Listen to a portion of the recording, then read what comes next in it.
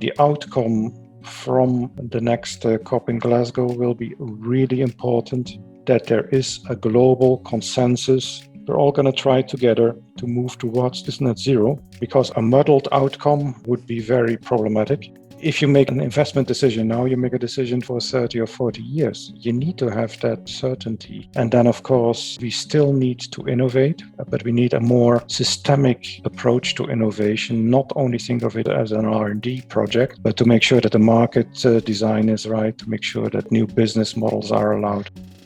Hello and welcome to Energy Unplugged by Aurora. This podcast features various experts from Aurora having in-depth conversations with key industry leaders, policymakers and academics from all over the world. It explores the hottest topics across the energy market and gives a unique perspective on major energy issues.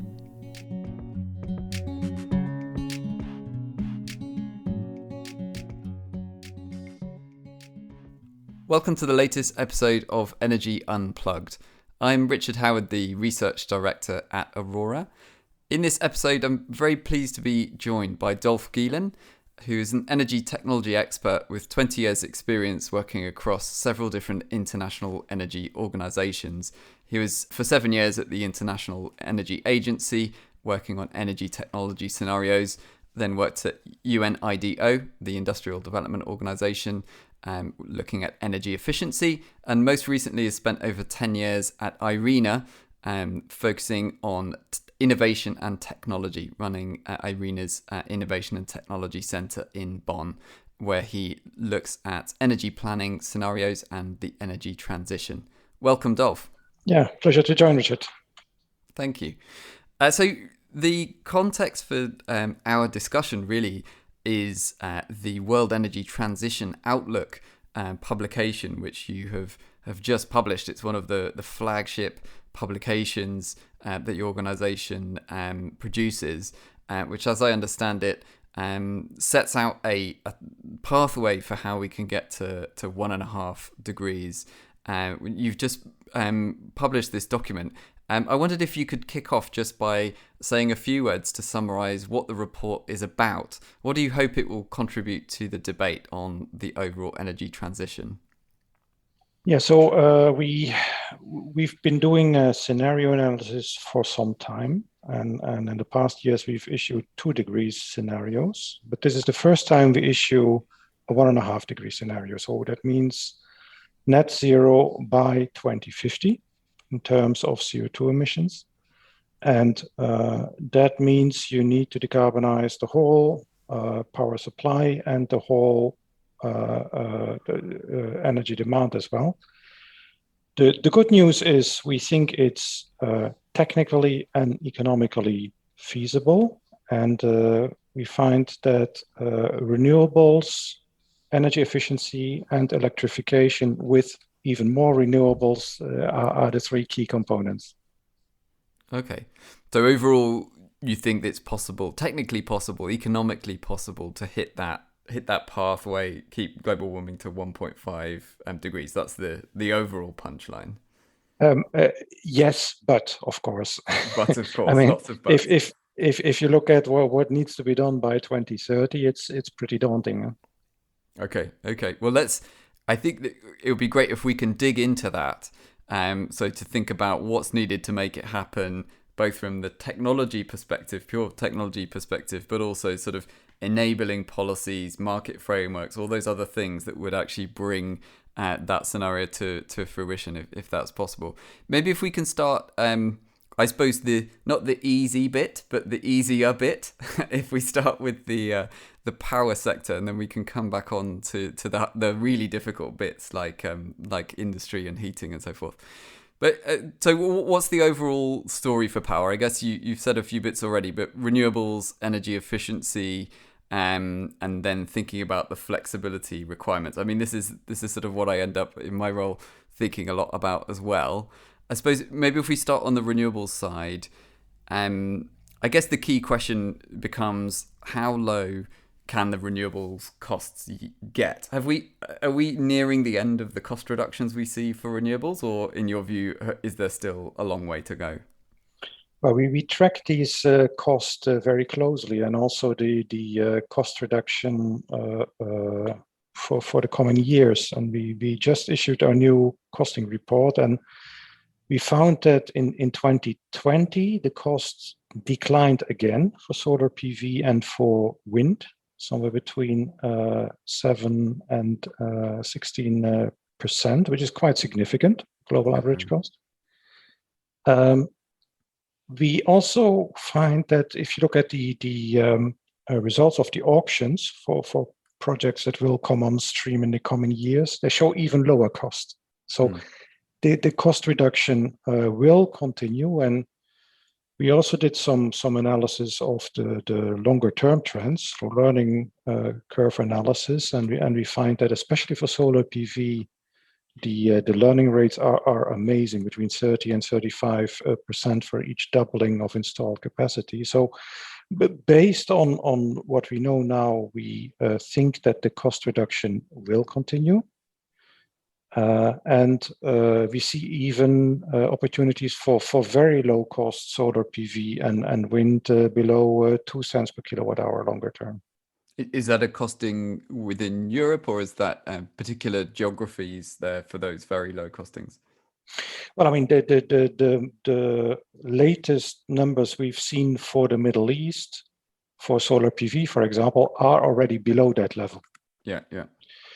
And the lowest cost wind projects we see around the world are also at 2 cents per kilowatt hour or even lower. So in the very best locations, we are already there, but the global averages are still a bit higher. So for wind, onshore wind, they're around 4 cents per kilowatt hour.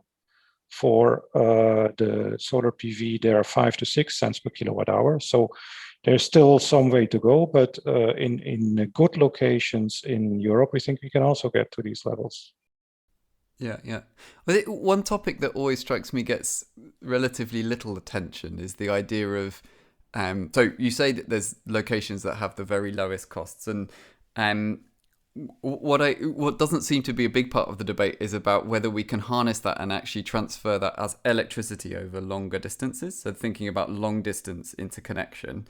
So from analysis I've done, there has been a trend towards deployment of longer and longer cables over time. So now, cables of hundreds of kilometers is perfectly feasible. But do you see a trend towards even longer sort of power cable linkages joining up literally across continents? So, for example, Europe making better use of renewable resources in, for example, North Africa. Do you think that's a direction of travel, or will the geopolitics make that difficult? Well, I mean, from a technical perspective, the most impressive projects in recent years have been in China, where indeed power is transported over 3,000 kilometers. So technically that's feasible. I mean, we have underwater cables of 500 kilometers or even longer. So also that can be done. It's the idea of producing electricity in North Africa and transporting it to Europe was on the agenda, let's say about 15 years ago or so. In the end, it has not happened because the cost of generation have come down so fast that it was in fact even cheaper to produce in Europe. What is now on the agenda is, for example, the transportation of green hydrogen produced with renewable electricity. One of the advantages is that the planning of a pipeline is still a little bit easier than the planning of an electricity transmission line. So it will be interesting to see how that develops. But it's clear we're going to need a lot of renewable electricity. Yeah. And it's also likely that trade will increase. Yeah. So we're gonna need an awful lot of renewables. That's very clear in my mind, as well. But to me, the challenge becomes, okay, the renewables will be very cheap, but how are we going to integrate that huge volume of renewables into the system and make a system that delivers also security of supply? So how do we deal with the need for flexibility what sorts of technologies will be providing that flexibility, in your view, in a net zero, rapidly decarbonising world? Yeah, so for sure we need to make sure that the lights stay on, so that supply meets demand at all times, and you can do that by geographical spread of the supply.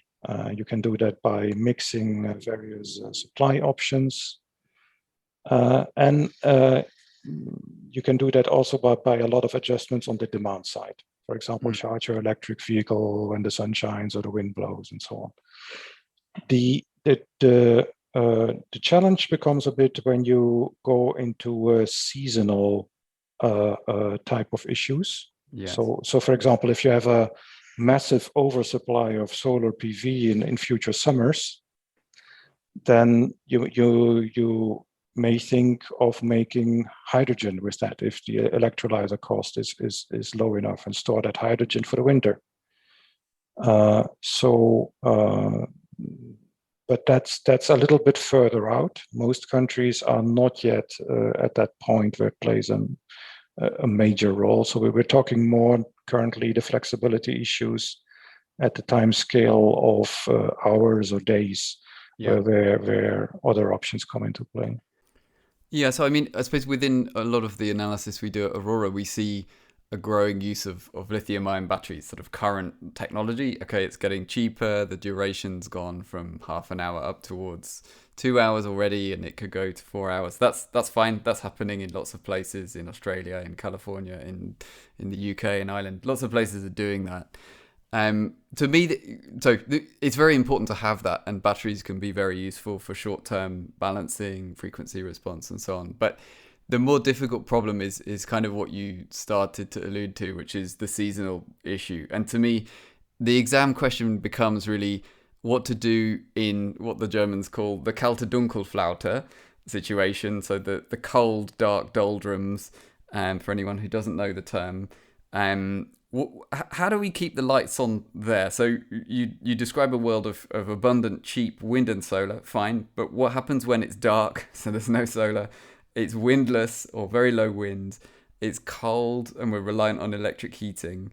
What's keeping the lights on at that point, in your view? Yes, so probably it will be a mix of things. I mean, already today, the EU countries have an condition that they must have capacity for electricity interconnection with neighboring countries in the order of 15% of their generation. So that's of course only 15%, but it helps. Then the other part, well, you will need some form of energy that you can store. You could think in that context, for example, of biogas or biomethane, which is not different from regular natural gas if it's biomethane. So we know how to store natural gas. I mean, that's done today. And then for hydrogen, so hydrogen storage projects are currently starting. So that's another option. The challenge there is that at the moment, green hydrogen is still a little bit expensive. Yeah, it's clearly more expensive than gray hydrogen, but the costs are coming down rapidly. And of course, the overall efficiency of first producing green hydrogen and then converting it again to electricity is also, we're talking maximum 50% or something in that order. So it's purely from an energy perspective, not where you would like to start with the transition. No, it's what you lose for the last quarter. Huh? Yeah, so I mean, I see this can all play a role, and indeed there's a huge interest in the green hydrogen and also blue hydrogen as well. The thing I always come back to question is just this problem of what keeps the lights on. And Europe is shedding a lot of coal capacity as it should do to reduce emissions. It will need to shed a lot of the gas capacity as well.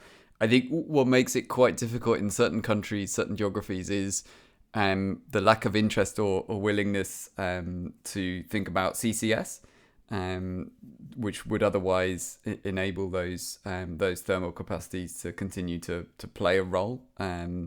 So that in certain places like Germany, take as an example, CCS is off the agenda, nuclear is off the agenda as well, clearly. It just seems like a very difficult overall nut to crack, a really difficult problem to make sure that the lights will stay on. You mentioned the interconnectors, but this is, to some extent, is moving the problem around, and each country is assuming that it's going to be reliant on its neighbours, but it's a bit of a zero-sum game.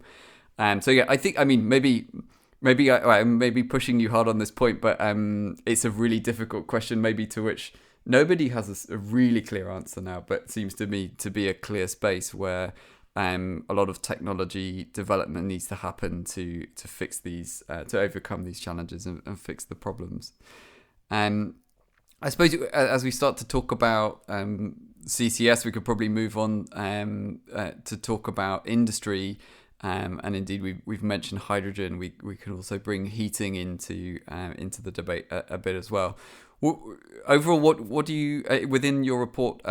What's the overall sort of outlook for how to decarbonize those really hard to abate sectors such as heating and industry? In your view, what are the essential technologies? Yeah, so they're quite distinct. The bulk of heating demand is for buildings, and there's clearly a number one effort needed for building energy efficiency, retrofit of buildings, existing buildings. That is, especially in a European context, top priority, and it's not so easy. Once you've done that, you can go a long way with heat pumps. So the industry sectors are quite different. First of all, there's of course a lot of small and medium enterprises and service sector industries. That's not the issue. The issue is the energy intensive industry. So we're talking iron and steel, chemical and petrochemical, cement. These are some of the main ones. And they're all quite distinct. There is not a one-fits-all solution. Yeah. Electrification with renewables can play a role. Hydrogen can play a role. CCS will also be important. So the key challenge there I see is that all of this is still relatively early days, and we need very fast progress in the coming years. Yeah. Well, that's something I wanted to ask you, because I see so much talk about CCS and so little actual action. Just to take a UK example, we've been talking about a first large-scale CCS project for, I've actually forgotten how long it's been, but more than a decade. There's been several different government-led commercialization projects, which so far led to nothing, no actual significant projects. It's still, everyone thinks it's a great idea, but what happens if it's too slow? What happens if it fails and we don't get CCS at scale? Does that make the industrial decarbonisation story just impossible to get to in the timescales that it needs? Well, I mean, in our analysis, CCS accounts for about a third of what needs to be done in industry. Okay. So let's say if it doesn't happen in the next 5 years, we still have some time left, and we can certainly start with electrifying and ramping up hydrogen use, and we think also biomass and biomass feedstocks, for example, can play an important role in cement kilns. It's a proven technology to use residues, or in bioplastics. So but longer term, we're going to need also some CCS and even some biomass CCS in industrial processes if we really want net zero.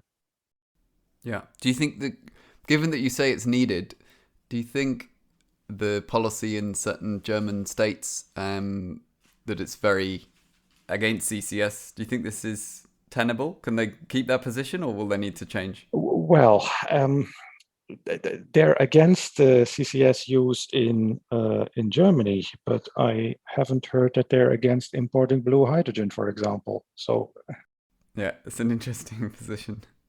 Yeah, I mean, another challenge I see with all of this is, like, there's so much talk about hydrogen, so much interest, but you start to think about the scale. If everyone uses hydrogen in the way that people are talking about, just in Europe, you're talking about thousands of terawatt hours of hydrogen. And you start to question if that's all green hydrogen coming from renewables. That's a lot of renewables.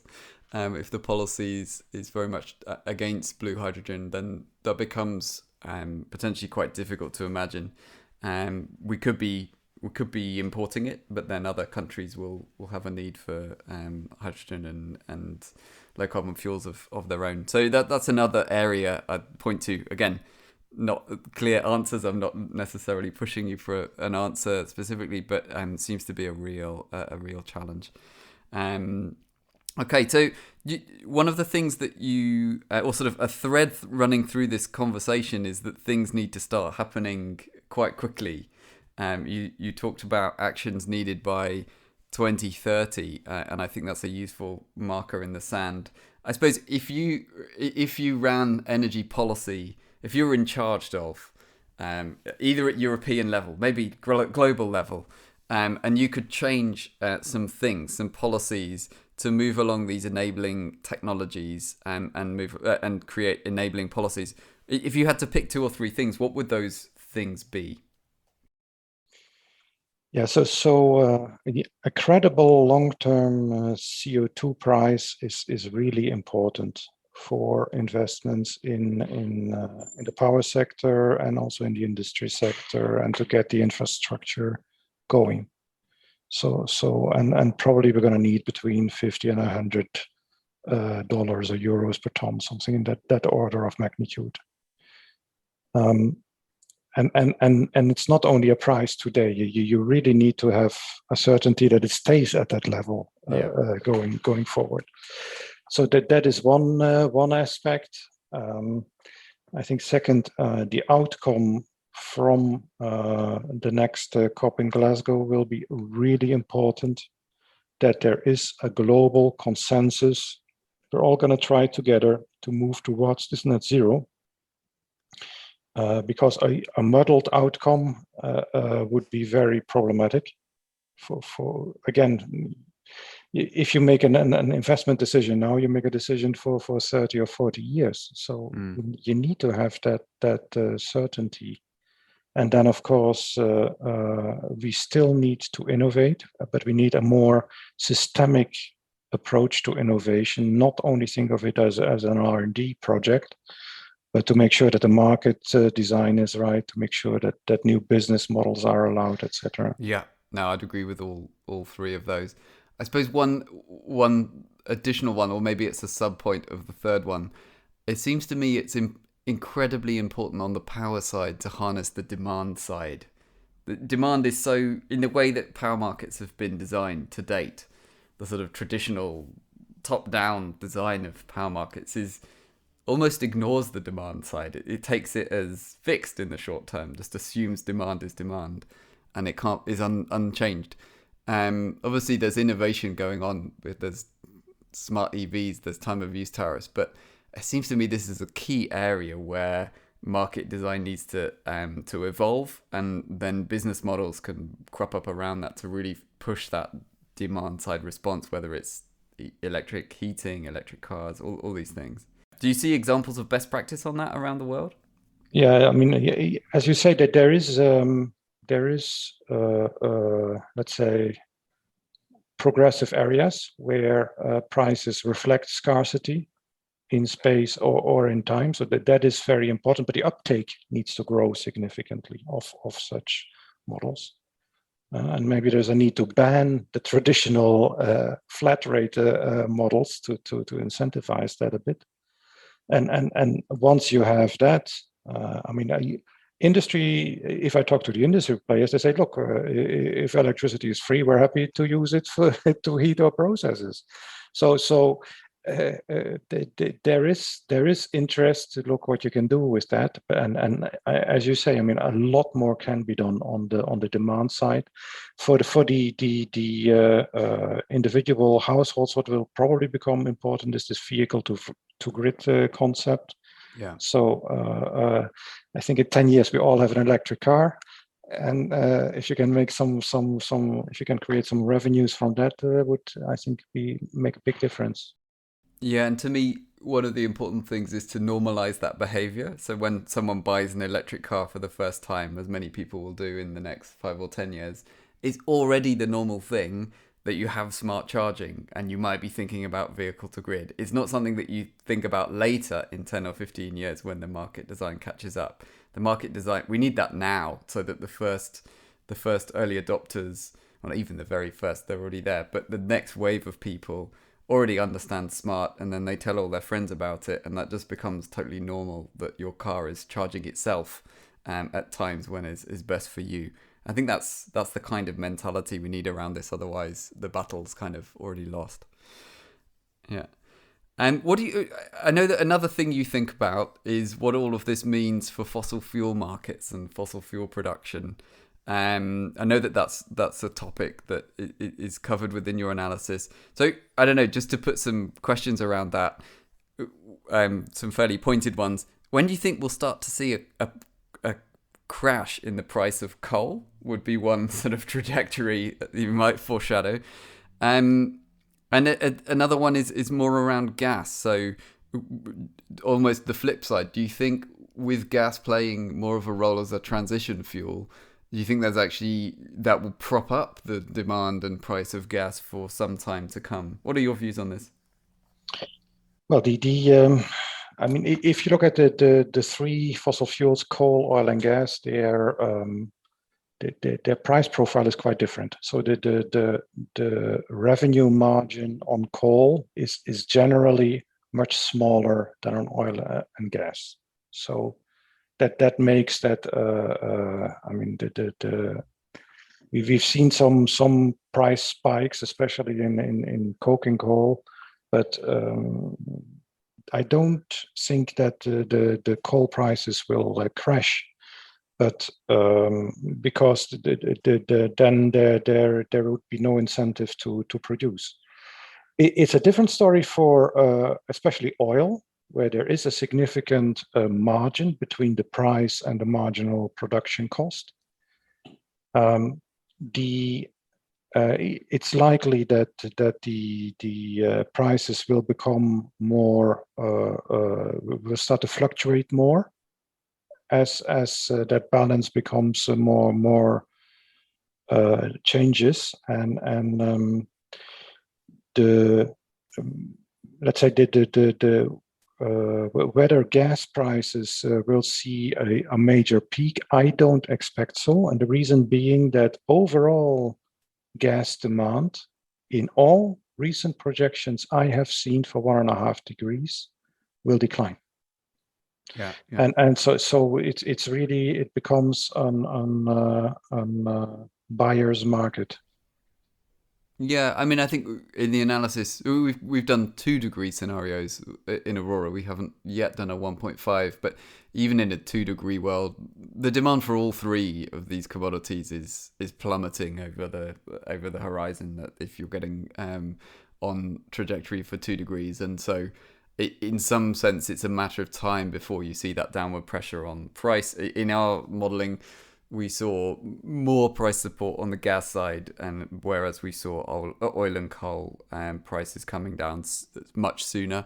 And kind of one of the interesting things from our analysis was just how on the oil and gas side, the implication of all of this would be in a 2 degree world or a 1.5 degree world, we've already discovered all the oil and gas and coal that is needed in that scenario ever. So it calls into question actually quite a lot of policy decisions. So, for example, the UK government says it wants to continue licensing oil and gas fields. You just think, well, okay, if we're serious about this 2 degree world, is that production ever going to take place? I think it begs some really big questions about the direction of policy. Okay, we're coming towards the end of the podcast, and Dolf, I'm going to end with a section where, which we call overrated or underrated, where I'm going to ask you about 3 different energy technologies, and I want your immediate response, your off-the-cuff response. Are these technologies overrated or underrated? So let's start with negative emissions technologies, BECCS and DACs. Do you think they're overrated or underrated? BECCS underrated, DACs overrated. Okay, brilliant. Are you able to say why? Could we unpack this? Because the cost profile is very different, but it's fair to say on biomass right now there is a very politicized debate on whether biomass needs to be part of it. We think biomass needs to be part of the solution. Okay, but not DACs. Why? Because it's too expensive, or because it's a kind of last resort type solution? More the latter. Okay. Too expensive right now, and the scale at which we're applying it now, it will take time to grow. Yeah, and maybe if there's too much emphasis on it, then you fail to do lots of other things that you should have done, which were probably cheaper. Right. Kind of thing. Okay, brilliant. And next one then, long duration storage. Of electricity. Yes. We're talking here. So yes. It's as storage as electricity difficult in another form, such as hydrogen, as we discussed. Yes. Brilliant. So underrated on the other forms, hydrogen, right. Ammonia, and so forth. Okay. Yeah, good. I totally agree with you. Actually, my third one was going to be green hydrogen, the third one on my list, but you've kind of got there already. Green hydrogen specifically, renewables derived hydrogen, underrated or overrated? Well, as you will have noted from my comments throughout, we're big believers in green hydrogen.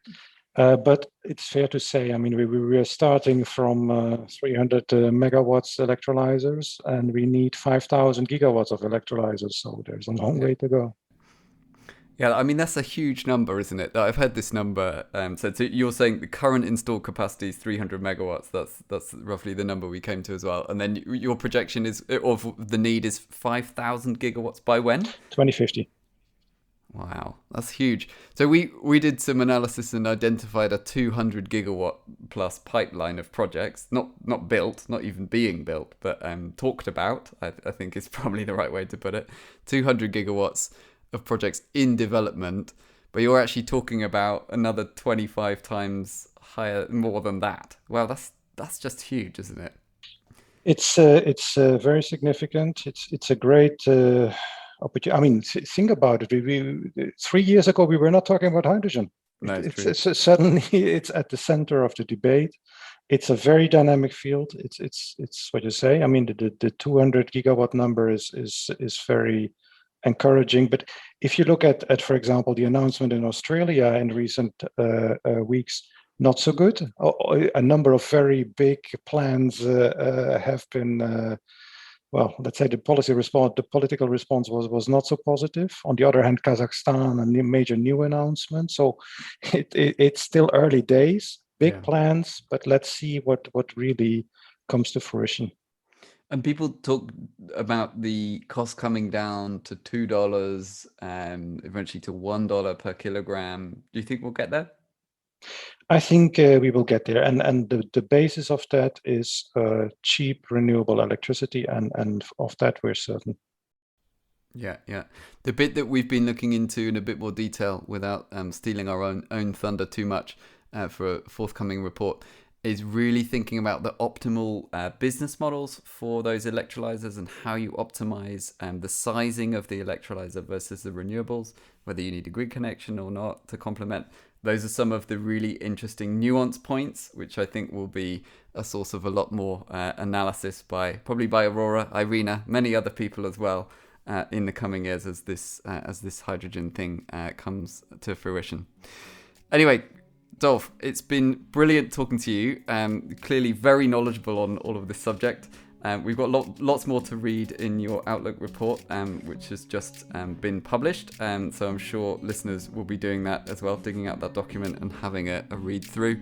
But thanks a lot for coming on the podcast. Thank you very much, Richard. I enjoyed this discussion. That was Aurora's Research Director, Richard Howard, talking to Dolf Gielen, Director of IRENA's Innovation and Technology Centre. Do keep an eye on our podcast feed for more in-depth conversations with senior members of the energy industry. The best way to do this is to subscribe on whatever platform you use. Thanks for listening and goodbye.